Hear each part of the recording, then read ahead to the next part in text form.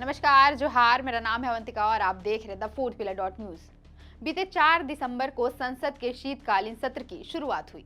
गोड्डा सांसद निशिकांत दुबे सदन की पटल पर लगातार झारखंड के कई मुद्दे सामने रख रहे हैं। इसी बीच उन्होंने झारखंड की एक बड़ी समस्या बांग्लादेशी घुसपैठ का मुद्दा उठाया।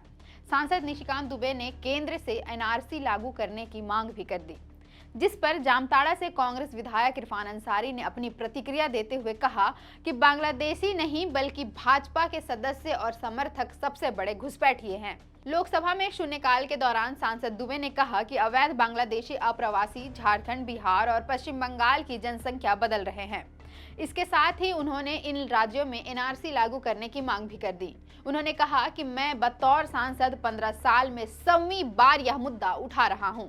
उन्होंने सदन में कहा कि आज झारखंड में स्थिति यह है कि बांग्लादेशी घुसपैठिए आते हैं और आदिवासियों से शादी करते हैं। खासकर गोड्डा, पाकुड़, साहिबगंज, देवघर और जामताड़ा जैसे जिलों में इस कारण मुस्लिम आबादी बढ़ रही है। यह हिंदू मुस्लिम मुद्दा नहीं है, यह आदिवासियों की बात है। उन्होंने दावा किया कि पड़ोसी राज्य बिहार और पश्चिम बंगाल में भी ऐसी ही स्थिति देखी जा रही है। उन्होंने केंद्र सरकार से एनआरसी की भी मांग कर दी है। उन्होंने कहा कि भारत सरकार को एनआरसी लाना चाहिए और सभी बांग्लादेशी घुसपैठियों को बाहर भेजना चाहिए। निशिकांत दुबे के बांग्लादेशी घुसपैठी की बात पर इरफान अंसारी ने अपनी प्रतिक्रिया दी है। विधायक इरफान अंसारी ने रांची में पत्रकारों से बात करते हुए दावा किया कि भाजपा झारखंड की छवि खराब करने की कोशिश कर रही है।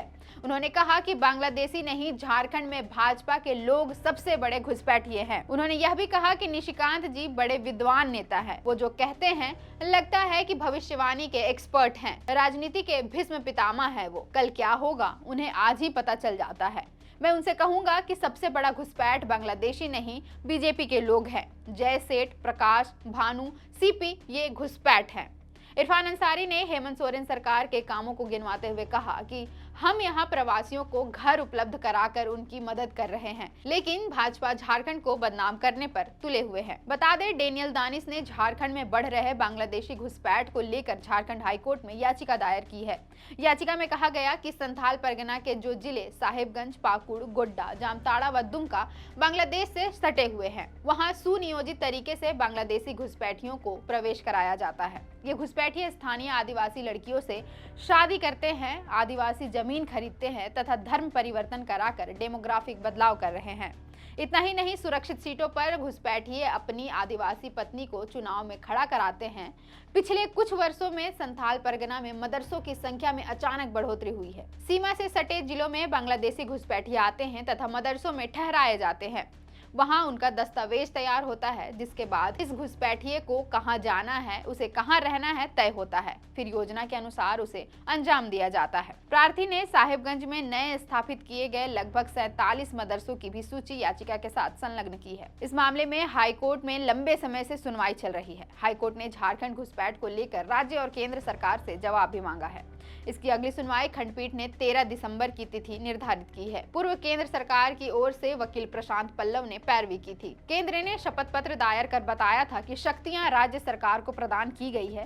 राज्य सरकार ऐसे लोगों की पहचान कर सकती है, उन्हें कैंप में रख सकती है और उन्हें वापस भेज भी सकती है। फिलहाल के लिए इतना ही। देखते रहें the fourth pillar dot news. अगर आप चाहते हैं कि हमारे वीडियोस का नोटिफिकेशन आपको बिना देरी के मिलता रहे, तो आप इस चैनल को फॉलो और सब्सक्राइब जरूर कर लें।